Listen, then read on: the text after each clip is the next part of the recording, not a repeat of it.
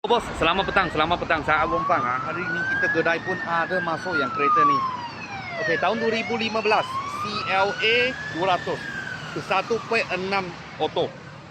Harga jual 61,800 sahaja. Okey, kereta ni boleh ikat bank 5 tahun. Lepas tu kredit boleh sampai 7 tahun. Harga jual 61,800. Boleh nampak.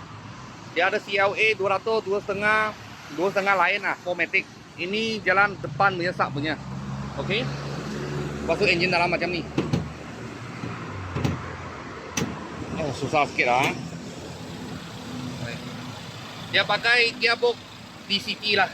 Tak silap 7 speed. Lepas tu dia punya panel aluminium lah. Kasih ringkankan dia punya body. Dalam memang cantik. Sebab ini kereta itu hari ini datang sudah turun lori, saya sudah tengoknya. Dalam macam ni.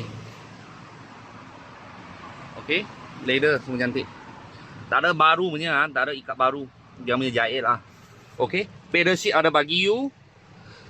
Dia aircon sini ada itu. Ambient light ada lampu semua lah. Okey, dia sekejap dia tukar warna lain, sekejap tukar warna lain. Dia tengah ada original punya player lah, bukan touchscreen punya. Tak silap bukan touchscreen. Tadi saya tak ada bukan touchscreen punya. Sini controller.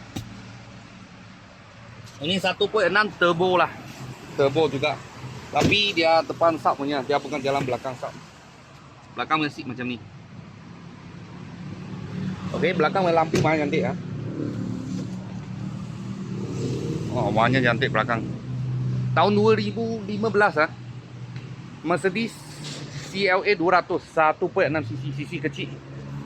Gearbox DCT. Harga jual 61,800. Kalau kereta ni loan boleh ikat bank 5 tahun. Boleh kredit 7 tahun. Kalau bos-bos kawan-kawan siapa tengah cari satu Mercedes, dulu banyak mahal dekat 300, sekarang sudah murah. Kita ada sebiji lah baru sampai. Kalau ada apa murah-murah kereta, saya akan video lagi. Thank you bos, thank you.